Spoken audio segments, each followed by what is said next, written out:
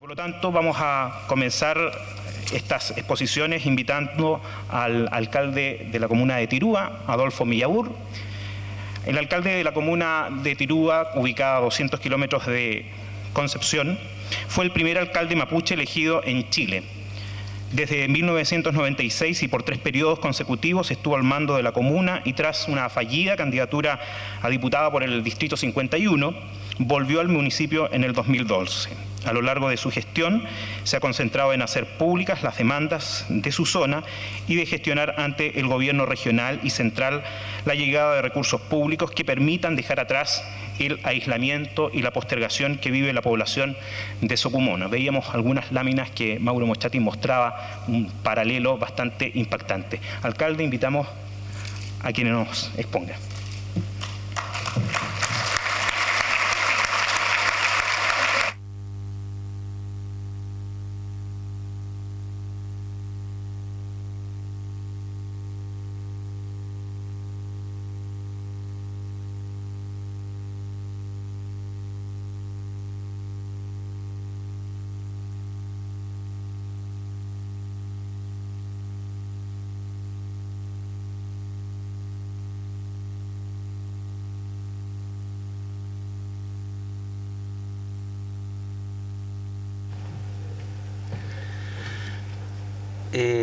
Muchas gracias, buenos días o buenas tardes ya.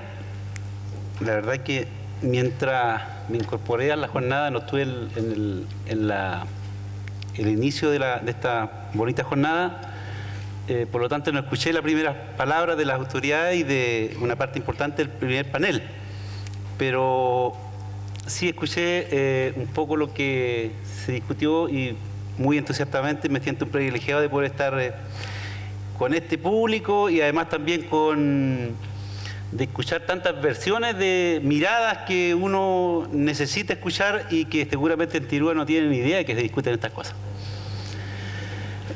Entonces, es importante para mí, como representante de Tirúa, de poder asimilar estas cosas y poder tal vez decirle que discuten este tipo de temas en público como ustedes. Entonces, primero agradecerle a Irade de que me haya invitado y me sentí extrañamente sorprendido por ser invitado a este foro, a este panel, a este debate, porque debo confesar de que a Bombario lo conocí cuando era rector de la Universidad de la Frontera, si no me equivoco, pero discutiendo sobre el regionalismo en la región 15 años atrás. Pero casi como, entre comillas, un hipismo de la época. Y de ahí nunca más supe de la discusión de lo que es regionalismo y de lo que significa también empresario, actividad económica, y mi fuerte no es ese. Los quiero invitar a dos cosas. Quiero partir con una imagen que nos lleve a 100 años atrás.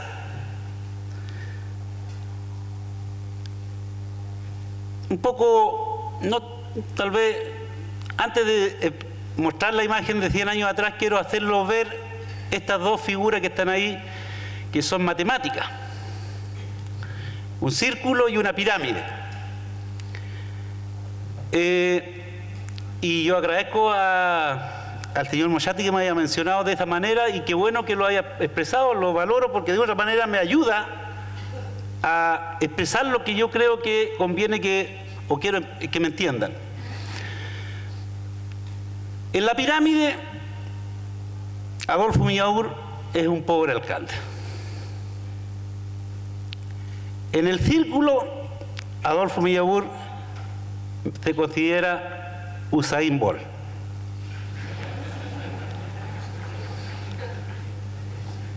Y si va un poquito más atrás de la historia, me considero Lautaro, con el respeto que me merece y la tremenda diferencia seguramente que me lleva por delante, me llevó Lautaro. ¿Qué le quiero decir con eso? Es que cuando discutimos este tipo de cosas, sobre todo de economía, de desarrollo, este país, y normalmente en América Latina en general, discute sobre la lógica y una mirada occidental. Ese es su punto de partida, su lógica de razonamiento y su estructura mental que cada uno, la mayoría, tiene seguro acá. Y está ahí. Primero las personas, después todos los otros elementos de la naturaleza. Y para poder mejorar ese razonamiento, a cada elemento de la naturaleza, una ley o un reglamento. Y el otro, el Walmapu. Para que ustedes entiendan, seguro no, Walmapu, le podrá decir, tiene que ver con la tierra. No, es otra de las distorsiones que también se ha hecho en el entender a los pueblos originarios. Wal es todo, Wal es el universo, Mapu es todo. Entonces, cuando yo digo que Mapu es todo, entonces no es tierra. Yo soy mapuche lafkenche, Mapu che lafkenche, persona vinculado al mar. Entonces, cuando yo le trato de explicar eso, mapuche, yo soy parte del todo, no soy el principal. No soy el principal y el amo y señor que regula todo. Y cuando también se habla de, le digo, Itrofil Moñén. Itrofil Moñén, en palabra ecologista, podría ser biodiversidad, sustentabilidad. Pero es más que eso. Tiene que ver con la relación que existen en todos los elementos de la naturaleza con su entorno, incluido el che, la persona. Y después, Crimé Moñén.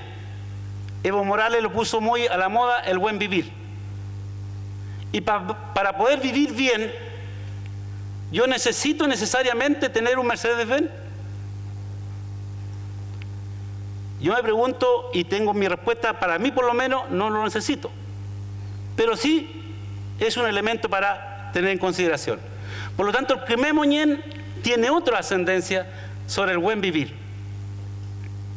Entonces, yo quiero partir haciendo esta reflexión en función que vean estas dos pirámides como un punto de partida para entender lo que yo quiero expresarle en cuanto a lo que al final quiero hacer entender. Y ahí quiero llegar a una gran obra para poder entender en el tiempo, para poder saber lo que estamos pensando hoy día, a una gran obra que hace poquito tiempo cumplió 100 años. El 15 de agosto, según los medios de comunicación, se inauguró. Estoy hablando del Canal de Panamá. Desde la complacencia podríamos decir que fue una gran obra. Podríamos decir también y afirmar que los capitales fueron de Estados Unidos, de Italia y de Francia. Y pongan atención, los capitales fueron de Estados Unidos, Italia y Francia. ¿Cuáles fueron los impactos positivos y negativos de esa gran obra? Según los datos que se han recaudado, 28.000 personas murieron para poder tener esa gran obra. Y no fueron los que pusieron el capital.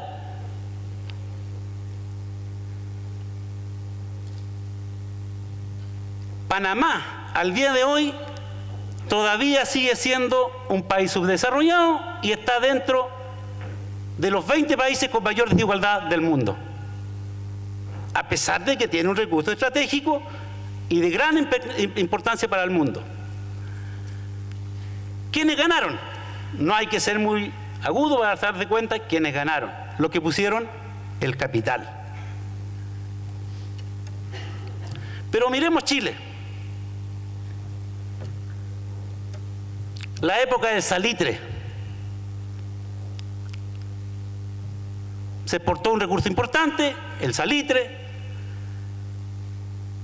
Se produjo una guerra con Bolivia y Perú. Corrimos el cerco.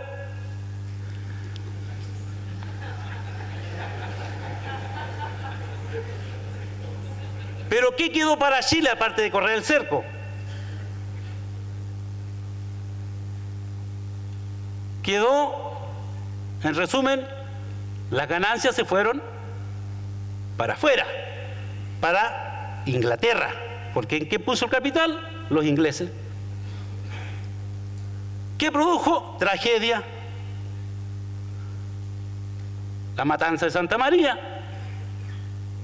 Dicho sea de paso,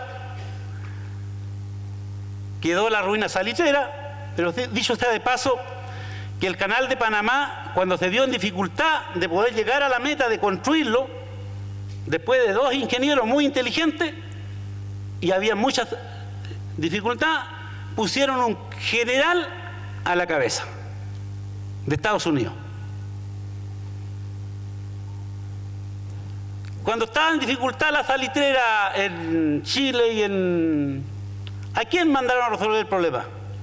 A un general. Nuestra región. Época de apogeo del carbón. Por cierto que generó economía para Chile, porque desconocerlo sería caer en falsedad. Produjo la primera hidroeléctrica, generó el primer ferrocarril eléctrico y, por cierto, que los capitales primero fueron españoles, finlandeses y finalmente, producto de la convulsión de los 60, se nacionalizó. Pero ¿qué pasó con las comunidades locales, el protagonista?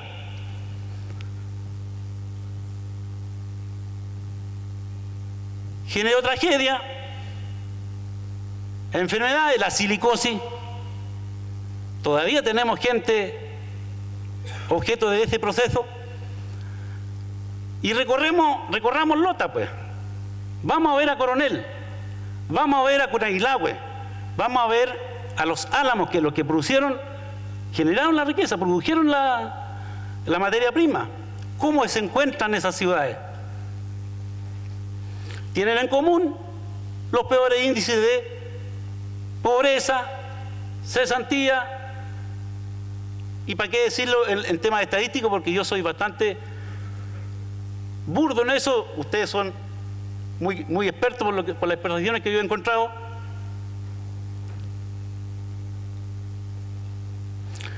Pero yo quiero llamarlo también, si nosotros, y si yo creo que me invitaron, no por ser alcalde de Tirúa, pero yo creo que me invitaron porque soy alcalde un poco de Mechastieza, mapuche, y además también porque de otra manera digo cosas que son a veces incómodas.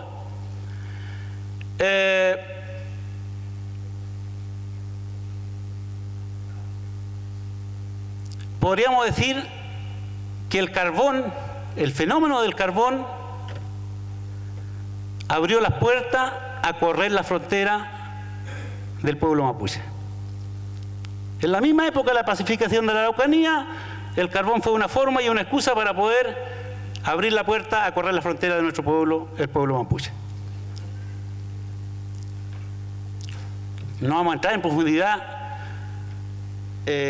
cómo se han hecho, cómo se hicieron propietarios del salitre, del carbón y quiénes estuvieron ahí litigando. ¿Y en qué creo yo que se basa la economía de Chile? Desde la ignorancia del alcalde de Tirúa. Está basada, yo creo, en la exportación de materias primas, sobre todo de los recursos naturales básicos. La minería, la madera, la pesca y, por cierto, un poco más decoroso, la agroindustria. Las plantaciones forestales en el territorio de la región octava son más de 800.000 hectáreas. En la provincia de Arauco ocupan el 52% del territorio. Ya lo han dicho, los que controlan el mercado de esta economía son estos grupos económicos que aquí aparecen mencionados: Arauco, CMPC y Maciza.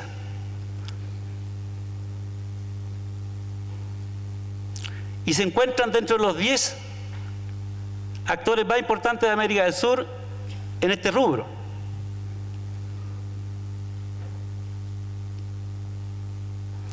Pero, como bien dicen, como estamos en la etapa del regionalismo y de discutir cómo nos paramos, también controlan la cadena de transporte, los puertos.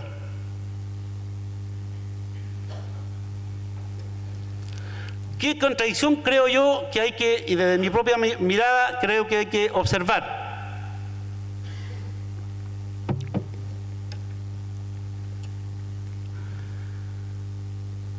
Esas son las cifras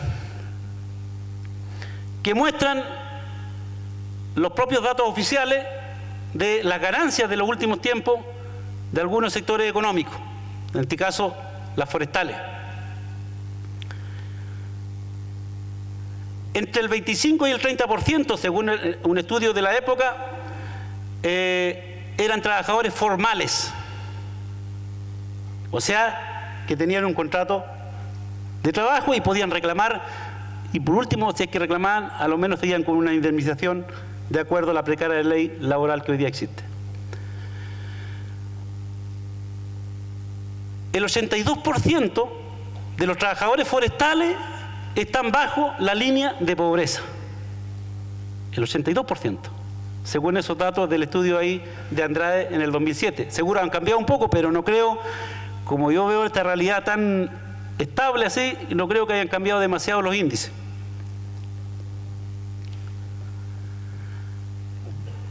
Pero de Arauco, el actual gobierno declaró zona de rezago. En el campo hay una palabra bastante de otro significado, lo que significa rezago. Los campesinos me entenderán. Zona de reserva. En el campo la gente entiende como zona de reserva para que cuando en momentos de escasez recurrimos a ella para poder alimentar de manera mejor a los animales. Pero bueno, así está declarado en el conocimiento popular en la zona de acá. Pero Arauco, la provincia donde produce una gran cantidad de divisa, de rentabilidad económica, estaban los peores índices de pobreza, índice de desarrollo humano. Están los peores. Pero además somos una comuna, o sea, una región, una provincia, especialmente la provincia de Arauco, una provincia estigmatizada. Y aquí le cae una responsabilidad a los medios de comunicación. Pero bueno, las palabras construyen realidades. Yo no me resigno ni tampoco me avergüenzo de que sea una zona de conflicto. Pero sí me preocuparía si fuera zona de peligro. Porque ustedes se imaginan el 30-40% del tiempo del noticiario de los medios de comunicación masiva, ¿cuántos muertos diarios hacen en Santiago? ¿Cuántos asaltos? ¿Cuántas violaciones?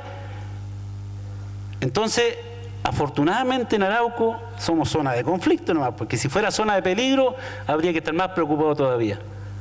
Y yo creo que en la zona urbana son zonas de peligro para vivir. Porque hay un tema no resuelto, pues. Si hay conflicto, no porque le dé placer a una de las partes, es porque no hay un tema resuelto. El tema de los derechos de los pueblos originarios. Si no se resuelve el tema de los derechos de los pueblos originarios, no tiene sentido seguir discutiendo, porque al final se impone la lógica de la pirámide. Alguien siempre manda donde está lo más lejos del problema, pero siempre con el poder en las manos. Entonces, si no entendemos esa lógica de manera distinta de ver las cosas, al final vamos a estar como una especie de diálogo de sordo. Estoy con la varilla ya, así que voy a tener que terminar. ¿Cuáles han sido históricamente el comportamiento de los agentes económicos desde mi propia visión? Han sido agentes extractivistas, depredadores de los recursos naturales, dependientes, reproduciendo, y quiero dejar claro, una actitud colonialista. Reproduciendo una actitud colonialista. Y ese es un tema complejo porque tiene que ver con nuestra forma de de relacionarnos con el que está un poco más desvalido, pero me someto al que tiene un poquito más de poder.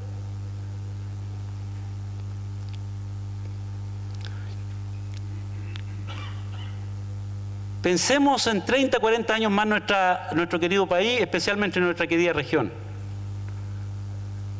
Yo me pregunto, ¿qué se está haciendo para proteger el tema del recurso hídrico? ¿Qué se está haciendo para poder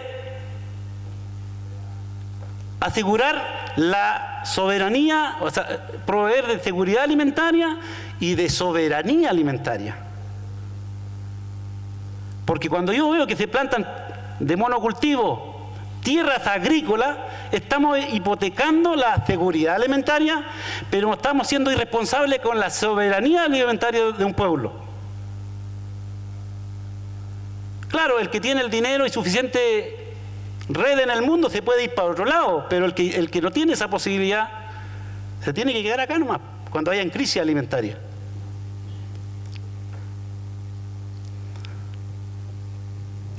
Esa es la pregunta que me hizo el foro para cuando me llegó la invitación.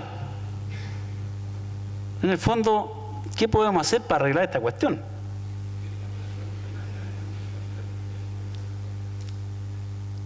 Yo creo que tenemos que hacer un cambio de paradigma. De ser un empresariado indiferente a ser un empresariado que se hace cargo de los efectos negativos que genera su actividad. Porque hasta ahora nosotros vemos un empresario indiferente y no se hace cargo total el Estado, por eso pago impuestos. De ser un empresariado que vulnera derechos a las comunidades locales, que quede claro, no solo a los mapuches,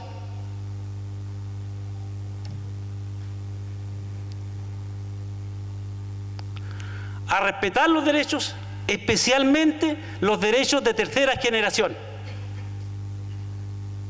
que están garantizados en tratados internacionales. Y cuando yo lo invito a discutir derechos de tercera generación, no estoy hablando de tener un sueldo para ir a un supermercado. Estoy hablando de derechos colectivos, que quede claro nuevamente, no solo para los mapuches.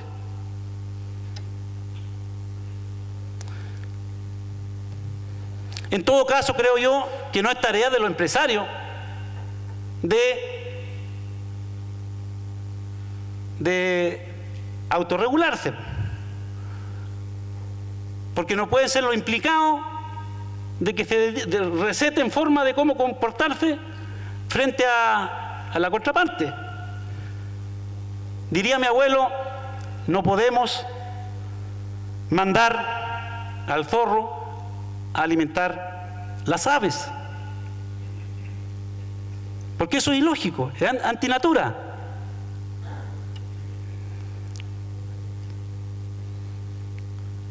En los foros y tratados internacionales está discutido y acordado que es una responsabilidad del Estado regular y garantizar los derechos de todas y todos.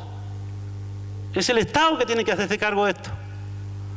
Y no vamos a entrar que yo entiendo por Estado, porque podemos tener, si me dan la posibilidad, este tipo de foro, tal vez lo podría yo a dar mi pensamiento. De ser un país que históricamente exporta materia prima, a ser un país que le genera valor agregado, que desarrolla el conocimiento, la tecnología y la ciencia. Yo quiero citar un ejemplo no más pequeño que hace poquito sucedió. Cuando corrimos el cerco, nos peleamos con Bolivia, y Bolivia, el presidente actual, tiene litio también como Chile. ¿Qué hizo Bolivia? Invirtió en la ciencia y se dedicó a construir y está construyendo baterías. ¿Qué hizo Chile? El presidente Piñera, por un decreto administrativo, concesionó por 20 años para exportar nuevamente el litio como materia prima. Yo me pregunto, ¿valoramos, respetamos el conocimiento y la inteligencia de nuestra gente o es solo discurso? Yo me pregunto, ¿es necesario preguntarse ese tipo de cosas? Necesitamos una mirada diferente. yo creo que necesitamos un nuevo contrato social. Cuando hace un contrato uno firma y se declara a respetar. Eso es lo que yo creo que falta en este país. Y para hacer un nuevo contrato social tenemos que tener en cuenta, creo yo humildemente, estas dos miradas. Y en dos vías, si ustedes ven la flecha. Porque si me van a ir a discutir solamente que yo tengo que asumir la lógica piramidal occidental, entonces yo no estoy para firmar ningún contrato. Y si no se hace el esfuerzo de entender el círculo, porque a mí me obligaron a entenderlo a ustedes. Me mandaron a la escuela, tuve que dejar de aprender el mapudungún, porque si lo hablaba me pegaban, me castigaban. Entonces, ¿están dispuestos ustedes a entender la relación en función del círculo? Es una pregunta que espero yo que se vaya dando en el tiempo. Pero este nuevo pacto social yo no creo que sea una buena declaración de cambiar un apéndice de la actual Constitución. Yo creo que tiene que ser un nuevo contrato a través de una nueva Constitución que refleje lo que somos, pues. Porque si me van a hacer de nuevamente una nueva Constitución donde resguarde la lógica y los intereses de la mirada occidental, entonces nuevamente estamos equivocados.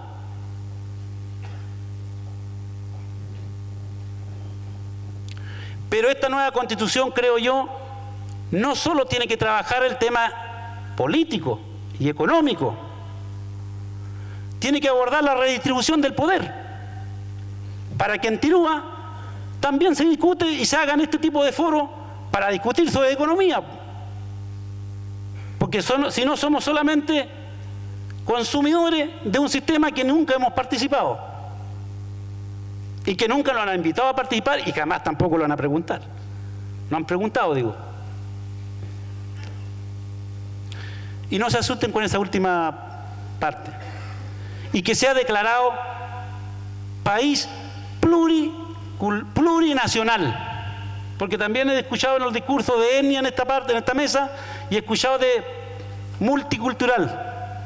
Yo les quiero decir que están tremendamente equivocados. No solo equivocados, están tremendamente atrasados en la discusión de conceptos de la relación con su pueblo originario. Y cuando yo digo plurinacionalidad, no creo que se asusten, pero no se atormenten, diga yo. Que no estamos hablando de independencia, estamos hablando de autonomía, que son cosas distintas. Estamos hablando de una nueva relación, estamos hablando de relación de dos vías, de diálogo. Por eso le decimos plurinacionalidad, desde lo plural, no de lo multicultural, la multitud. Al estadio hay multitudes. Pero necesitamos dialogar desde lo plural, desde lo diferente. Y cuando digo plurinacional, también lo quiero llamar a que sea intercultural, que es, como decían los periodistas, la bajada de página, pues la relación entre los pueblos, entre las personas, el entendimiento del otro.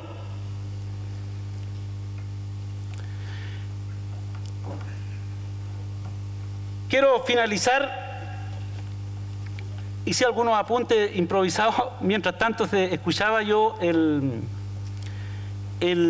debate.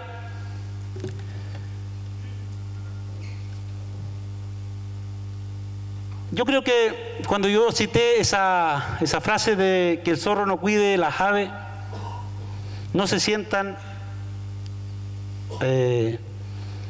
ni siquiera agredidos ni ofendidos, porque no es la intención. Porque yo creo que no son eso ustedes. Voy a usar otra palabra para que me logren entender. Yo creo que los pescadores entenderán.